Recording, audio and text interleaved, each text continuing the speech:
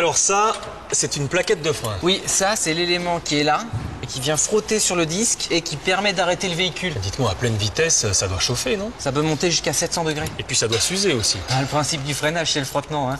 Et qui dit frottement dit usure, forcément. Alors cette plaquette me paraît quand même très usée, non? Oui, là, on voit bien la différence. D'ailleurs, regardez, sur celle-là, vous n'avez quasiment plus de garniture, là. Hein. Ouais. Là, à ce moment-là, quand ça frotte sur le disque, là, c'est métal contre métal. Ça attaque le disque de frein, regardez. Oula. Et là, ça peut faire beaucoup de dégâts. Et j'imagine que changer le disque, c'est pas le même prix, forcément, que changer les plaquettes. Ah ben. Donc mieux vaut éviter d'en arriver là. Enfin, c'est mon avis. Comment sait-on que ces plaquettes sont usées? Il y a un signal, des témoins? Sur certains véhicules, vous avez un témoin sur le tableau de bord. Et un signe qui ne trompe pas, c'est la pédale de frein qui s'enfonce plus loin que d'habitude quand vous freinez. Et là, ça devient dangereux. Attention, hein, on ne plaisante pas avec ces freins. Et les freins, comme les amortisseurs et les pneus, font partie du triangle de sécurité. Alors ces plaquettes, on les change quand? Ça dépend de votre véhicule et de votre façon de conduire. Chez nous, c'est un élément qu'on vérifie systématiquement à chaque révision. On en profite également pour vérifier vos disques et le niveau de liquide de frein. Une astuce pour préserver ces plaquettes de frein.